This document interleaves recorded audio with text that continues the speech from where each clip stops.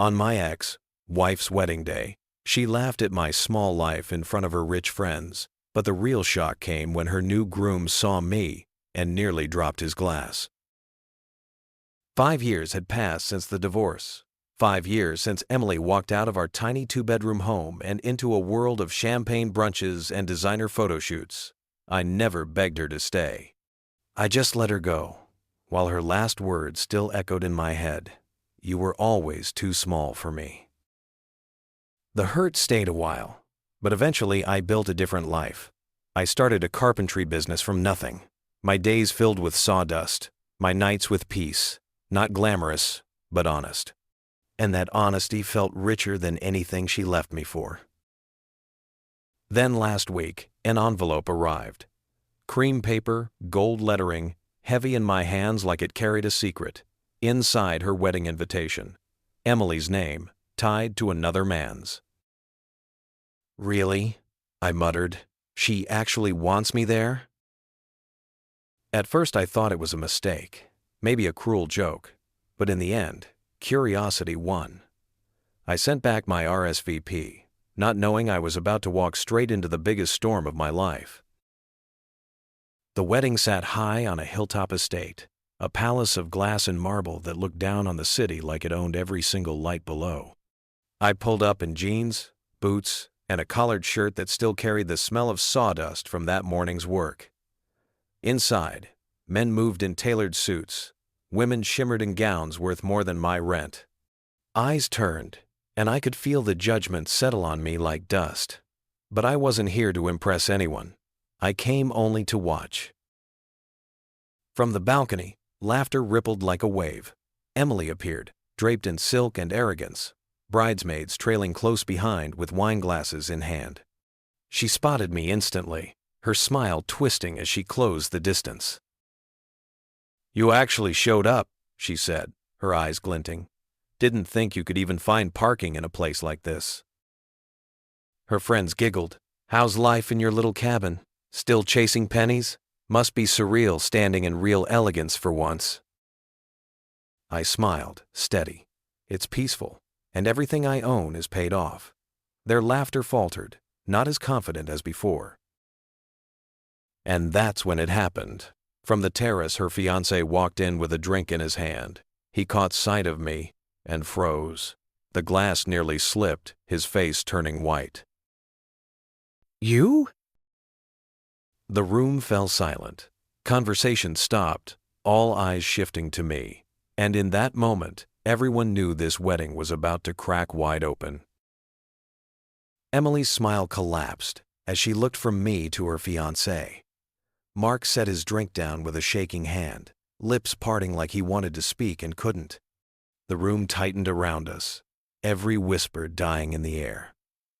I decided not to let him hide behind silence. "Ask him where we met, Emily," I said. "Ask him what he was doing when I first saw his face." She turned to him, breathing fast. "How do you know my ex-husband?"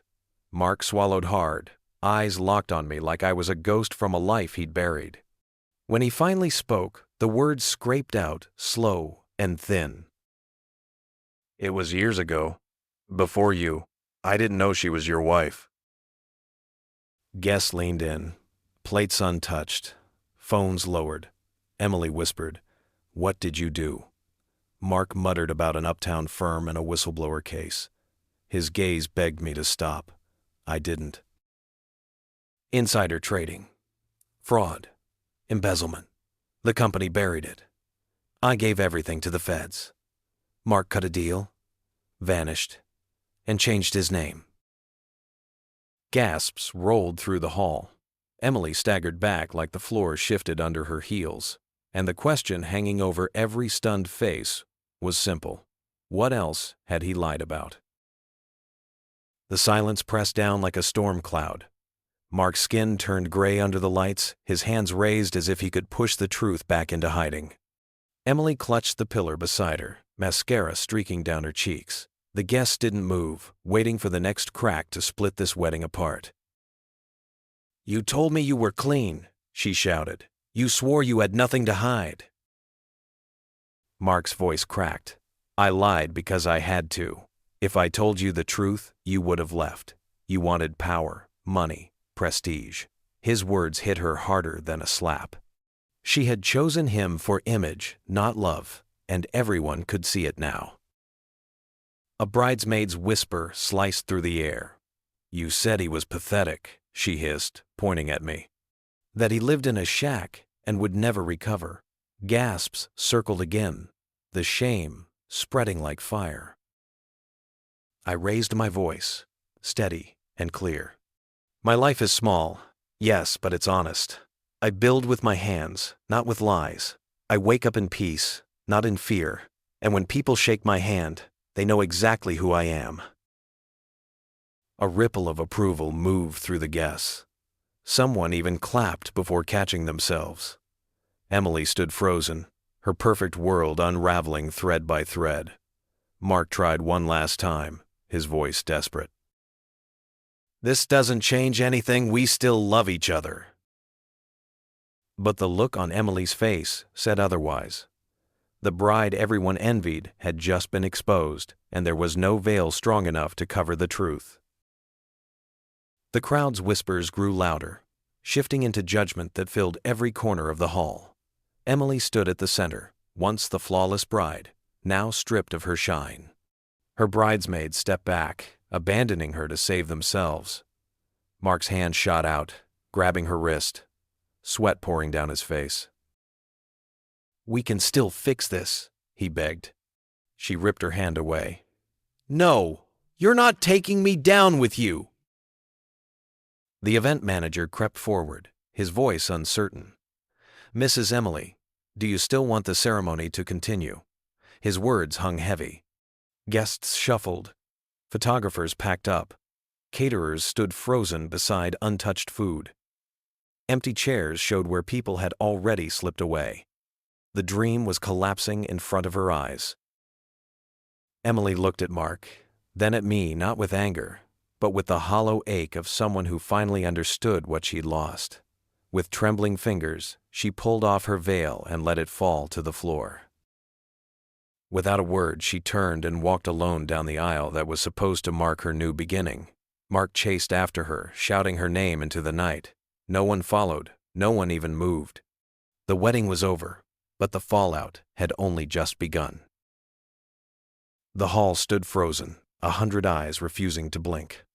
Mark's shouts faded into the night, leaving behind only the heavy hush of scandal. Guests shifted, whispering as if speaking too loud might pull them into the wreckage.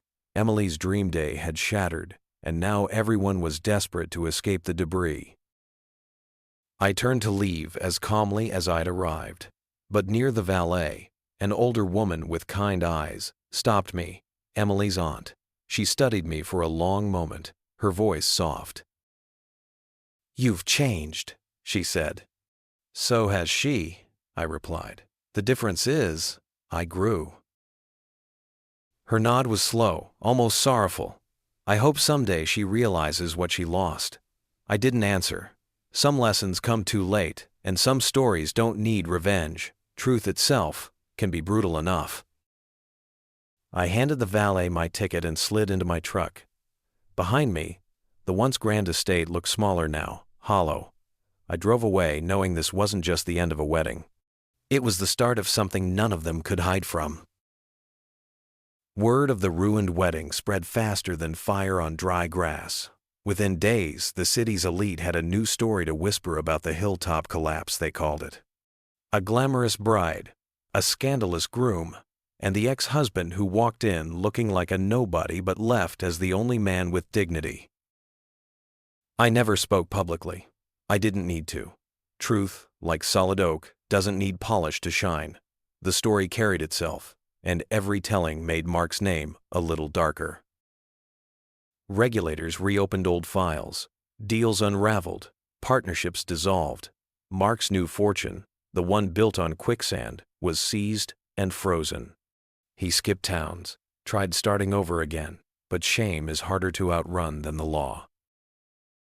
His name became a cautionary tale, his face easy to find online, forever tied to fraud. The man Emily once called her ticket to high society had become a permanent stain instead. And while his empire crumbled, the question hanging in every circle of whispers was the same: how far would Emily fall with him? Emily's decline came slower, but no less brutal. At first, she tried to return to her old social circle, smiling like nothing had happened. But in high society, respect fades faster than perfume. Invitations dried up. Friends stopped answering. Soon her name wasn't spoken at all because embarrassment is contagious. She made one last attempt at relevance, launching a podcast called Reclaiming Me. 2 episodes in, it vanished without a trace. Listeners weren't interested in a fallen queen. Rumors spread she'd gone back to her parents for a while, then slipped quietly into a modest apartment on the edge of the city. For the first time, she lived the very life she once mocked: ordinary, small, unremarkable. A regular job in marketing. A paycheck that barely covered rent. The same woman who once measured worth by designer labels now stood in line at the grocery store, invisible to the world she used to chase.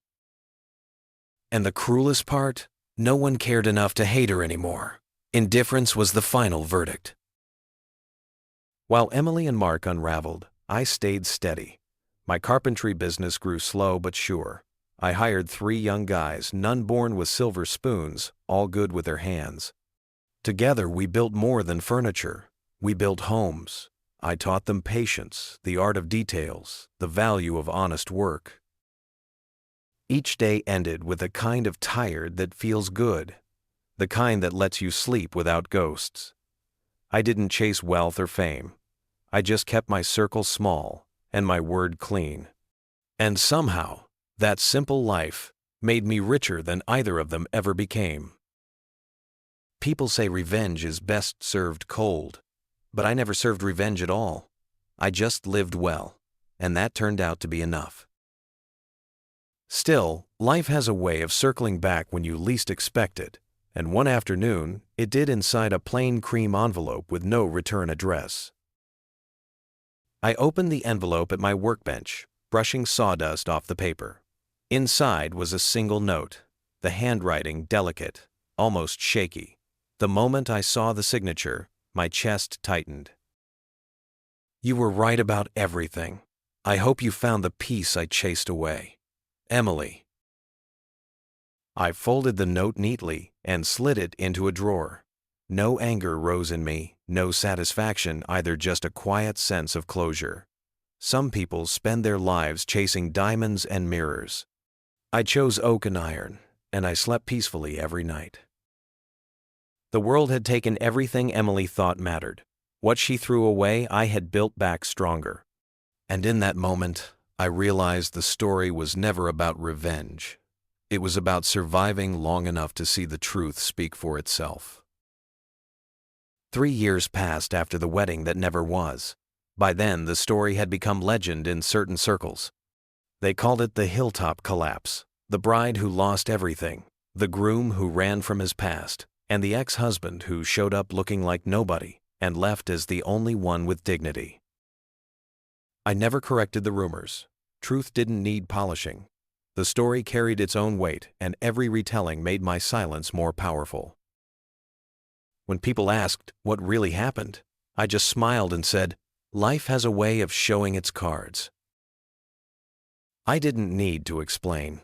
Their imaginations filled in the rest, and honestly, the truth was already louder than anything I could have added. Mark couldn't outrun what happened on that hilltop.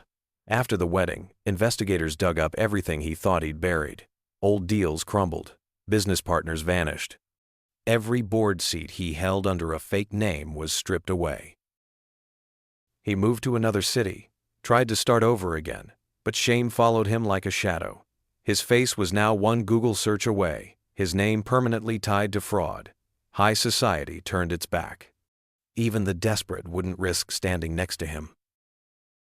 The man Emily once trusted with her future had become a walking cautionary tale, proof that a polished suit can't cover rot forever. Emily faded even quieter than Mark. After her podcast failed, she slipped into the background. No more parties, no more headlines. Just a small apartment on the edge of town and a modest marketing job that paid the bills but nothing more. The same woman who once measured life by diamonds and dinner reservations now rode the bus, carried groceries in plastic bags, and lived a life she once mocked. Friends avoided her, not out of anger, but because embarrassment spreads like a stain. And the saddest part? No one cared enough to remember her story anymore. She wasn't hated, just forgotten. While their names faded into whispers, mine stayed steady in the small ways that mattered. My shop grew. The young men I hired learned to craft with patience, to measure twice and cut once, to take pride in work no one else saw. Each day ended with honest sweat and quiet satisfaction. Neighbors knew me as the guy who could fix anything. Clients called back, not because I was flashy, but because I kept my word. I didn't need crowds or cameras. Just the rhythm of wood against blade, the smell of sawdust, and the peace of knowing I'd built something real. They say revenge is sweet, but I never wanted revenge. I just wanted a life that didn't need lies to stand tall. And in the end, that was sweeter than anything they ever chased. One evening, while finishing a custom bookshelf for a client, I found myself thinking back to that wedding on the hill. Not with bitterness, not even with pride, just quiet reflection.